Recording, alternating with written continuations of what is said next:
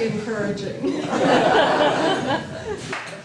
Okay, my second deviation from the norm here is to say that I've noticed a couple native friends who are here, and if you would care to introduce yourself now or afterwards in the questions period by name and your tribal affiliation, you are very welcome to do that.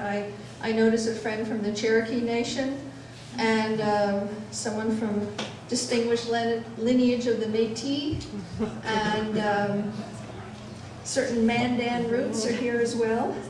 So if you would like to introduce yourself now or later, please feel free. Excuse me. Shkaftra. Osio o Ginali. Chimikas Dakwadoa. San Rafael Chinela. My name is Jim Goss. Welcome, my friends. Good to see you. I live in San Rafael, California. Good to meet you. Thank you.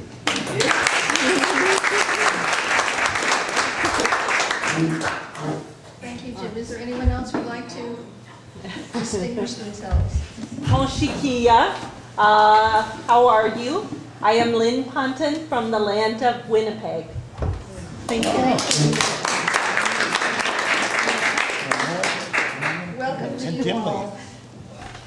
And as most writers in this situation know, it's hard to know if it's more thrilling to see your friends here or people you don't know at all. So I'm very glad to be here, and I'm going to read a couple of sections from the first chapter, since it is the first chapter, and this is my first reading of this new book. And I won't even tell you what it's about, because I'm just figuring, if you know me, you know it's interviews with individual Native Americans all around the country about life today. So, and I arranged the book essentially east to west, from Maine to Hawaii. And I started with a man by the name of Darrell Newell. He's Passamaquoddy, and the chapter is called A Man of the Dawn. On the first day of the Passamaquoddy blueberry harvest, Darrell Newell slept until 2 a.m. or so, tossed and turned for an hour, then gave up on sleep. He left the Northeastern Blueberry Company's ranch-style house in Columbia Falls he uses at harvest time, walked down the driveway into Northeastern's warehouse, and got to work. Around 7 a.m., he was consulting his clipboard and assigning the last drivers and loaders their area. The men nodded and left.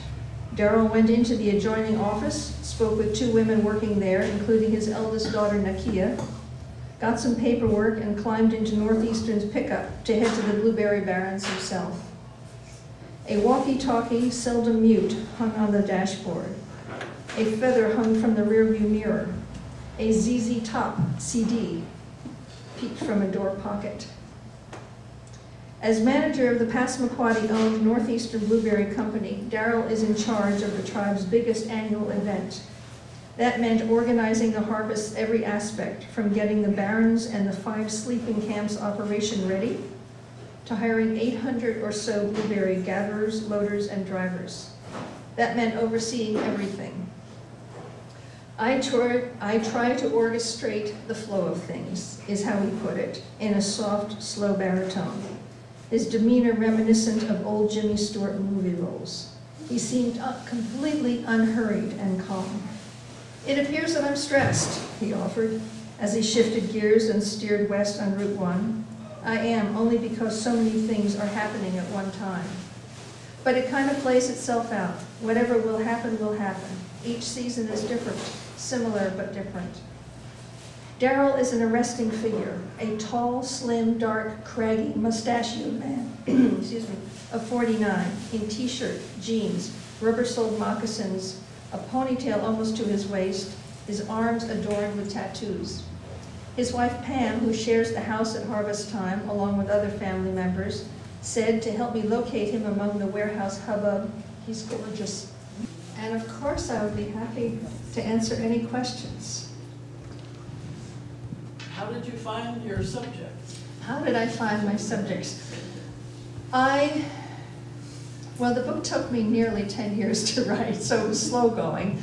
I interviewed people nearby. I first had to self-educate myself because there was so little I knew. I was extremely ignorant, and in fact wrote the book to help stave off ignorance such as mine among other non-natives, and also to introduce Native people to other Native people.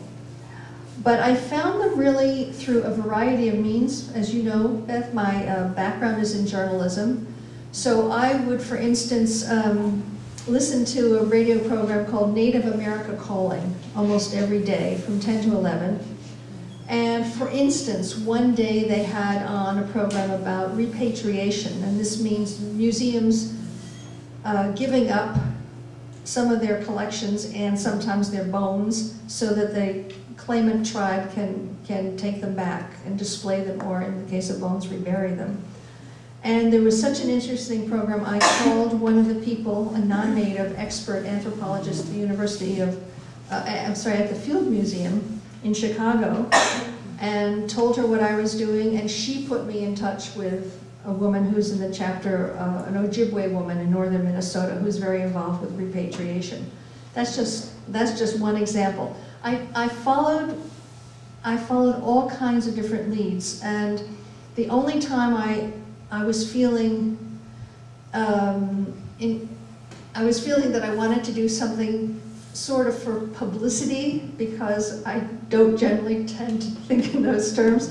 I thought, well, maybe I can find someone related to someone famous, and indeed I interviewed the great grandniece of Sacagawea and her daughter, and that was quite astonishing. But I had to I Googled them. That's how you find Sacagawea these days. You Google her. Well, there's you might be interested in the book. There's a Yakima woman in the book who is certainly the funniest person I interviewed. I think if there's anything actually that non-natives are surprised about when I talk about this book, it's that Native people are so very funny. And you're nodding. Yeah, it's not stoic like you see in movies. They're very funny, and I'll just tell you one anecdote with her. She was a fisheries spokesman for her tribe, and she met an awful lot of non-natives, and they would come up to her and say things like, "Are you full blood or not?" And this is considered an extremely rude, unwarranted question. And it's just basically none of your business. It's very rude, and people kind of shudder when they hear it. She told this one college student, she said he was a college student, asked if she were full-blooded. She said, "Nope, I'm a half pint short, just got back from the Red Cross."